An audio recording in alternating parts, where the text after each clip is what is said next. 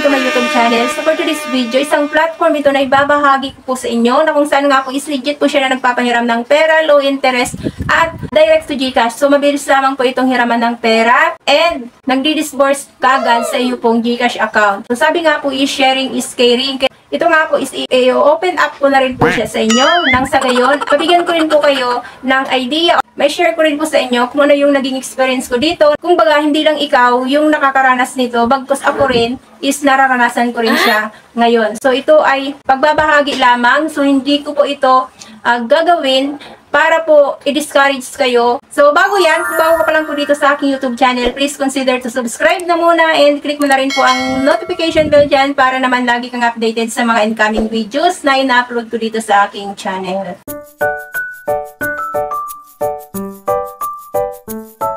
So, ito nga pong isi-share ko sa inyo ay mga text messages po ito na galing po sa dalawang third-party collector na ginagamit ng isang online lending platform na nahiraman ko ng pera last year.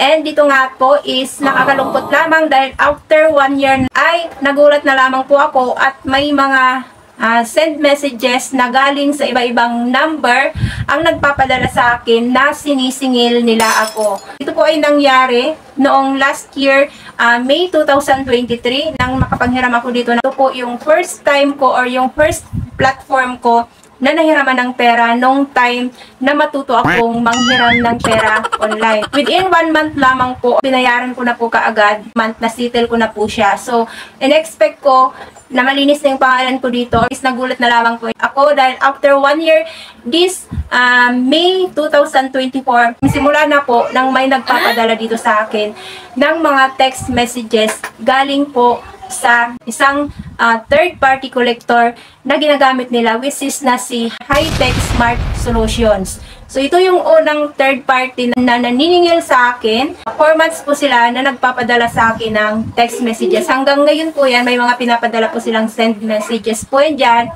na may mga paniningil nga po. Dahil nga po is bayad na po ako sa online lending platform na ito. Hindi ko po sinasagot yung mga text and calls nila kahit na meron na pong may mga kabigatan na po yung mga salita na ginagamit nila dito para daw magbayad ako. So, hindi pa ako nagkaroon ng chance na sagutin yung mga send messages and calls nila dahil nga po wala na po akong obligasyon sa kanila. After 4 months nga po yan, hanggang ngayon nagpapadala sila, lumutang din yung pangalawang third-party collection nila na si AMJ Collects. May mga offer na po sila dito sa akin para lang daw masitel yung account ko dito. From AMJ Collect, this message is to inform you that you will given a last chance to cooperate and settle your balance before we will schedule a visitation at your barangay address in the next coming days.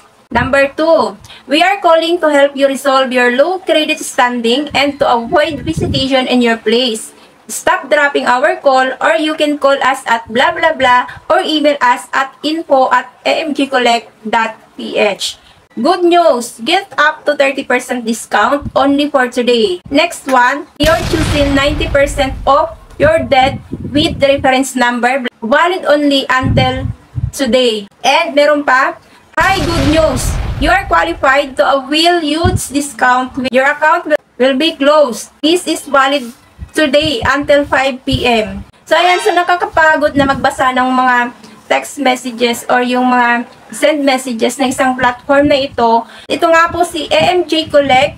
Ay ito yung third-party collector nila na ginamit nila para po singilin ako sa isang utang 1 year ko nang nabayaran. Ang dami-dami nilang text sa akin, iba-ibang gamit na cellphone numbers. Halos sa isang araw ay meron pong nagpapadala dito sa akin ng text messages. So, dinididma ko na nga lang po yung platform na ito or yung mga cellphone number na ito na tumatawag and then nagte-text para singilin ako sa isang utang matagal ko nang nabayaran. So, bago nga po yan, si AMJ Collect na yung naniningil or nagsend ng messages dito sa akin para daw po doon sa balance ko. Meron ba po yan isa na si High-Tech Smart Solutions. Isa rin po ito sa mga third party ng mga online lending platforms na nahihiraman natin na ginagamit nila para po sa paniningil. Ganito rin po yung nilalaman ng kanila pong messages. So, this is High-Tech Smart Solutions. So, your account has an outstanding balance of 6,240 which has remained delinquent. we are filing a claim to small claim court. Please be informed on scheduled visit of our field specialist to your residential address during period of May 30 to 31. Please notify your relative or neighbors on the visit to witness delivery of final demand letter.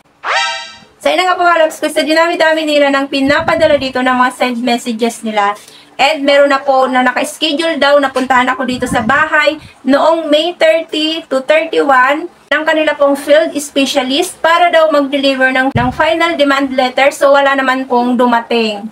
Natapos ang maghapon, wala pong dumating na field specialist nila. So, lahat ay gawa-gawa lamang po para makapaningil sila ng utang na tapos mo ng bayaran. And meron pa, notice of ongoing municipality settlement for online lending company. So, good day. Inform ko lang kayo na magkakaroon po tayo ng final municipality settlement sa Lunes, July 15, 2024 at 10 a.m.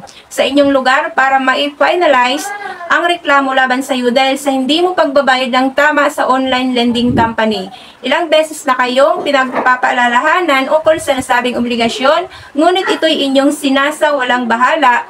Upang maiwasan ang mga ganitong aksyon, maaari kang mag-text or tumawag sa number na ito para sa mabilis na transaksyon. Inasahan namin ang iyong mabilis na pagtugon. Sa dinami-dami nila na ipinapadala ng mga text messages dito, so ng High Smart Solutions and then ito na AMJ Collect, lahat ay may halo ng pananakot na pupunta dito sa bahay. But as of now, wala namang home visitation na nangyayari base doon sa mga sinasabi nila sa text messages. So ito lamang po yung masasabi ko dito mga lalabs ko. Bakit nga naman sila naniningil ng utang na tapos mo ng bayaran? So dapat ba akong matakot? So hindi. Ang ginagawa ko lang dito is hindi ko sila pinapansin, hindi ko sinasagot yung mga text messages nila, hindi ko sinasagot yung mga tawag nila, dead matology lamang po dahil wala naman kasi akong obligasyon na sa kanila, wala na rin po akong responsibilidad para ibalik pa yung amount na nahiram ko dahil ito nga po ay nasettled ko muna 1 year ago. So matagal na, 1 taon na yung nakakaraan.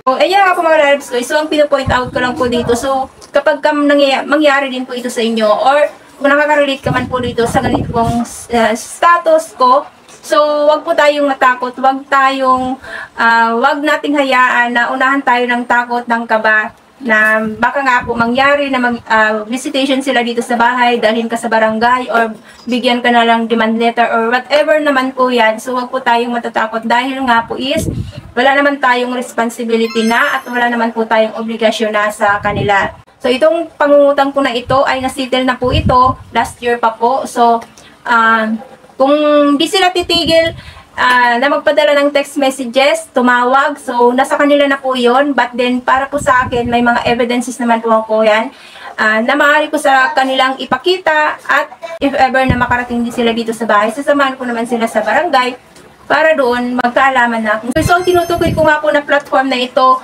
na nahiraman ko ng pera last year pa, May 2023, at ngayong after 1 year na naniningil ngayon at gumagamit pa ng third party nila na high-tech smart solutions at ngayon nga po ay si AMJ Collect na dahil hindi nga po ako nakikipag-cooperate, hindi ako nakikipag-usap sa kanila.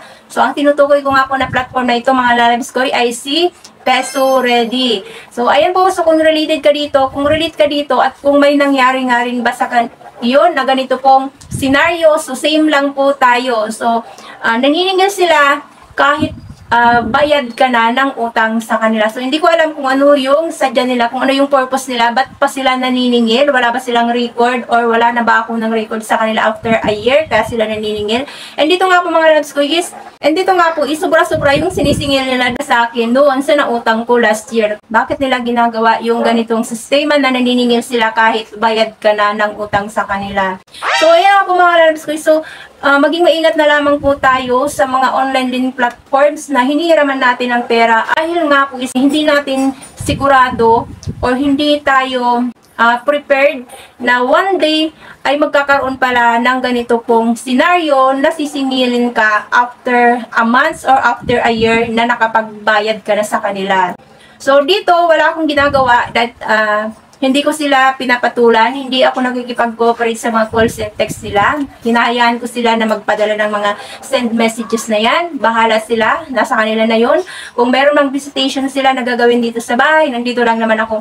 At may mga proof naman po ako, may mga evidences naman po ako para i-prove na nakabayad na nga ako sa kanila. So, didma na lang, life must go on. So, wag tayong magpapadala sa takot at kaba. So, kailangan nating labanan yan dahil sila ay katulad rin po natin na tao lang din. Kung ano yung nararamdaman nila, nararamdaman din po natin. So, wag po tayong magpadala ng takot, wag tayong magpaka-stress dahil lamang dito, dahil lahat ng mga bagay ay meron naman pong nakalaan solusyon naman. So, ayan ako muna mga loves ko. So, marami pong salamat sa pakikinig at sa panonood ng video na ito. Kung relate ka dito, pwede mo namang i-share po yan dyan sa ating pong comment section.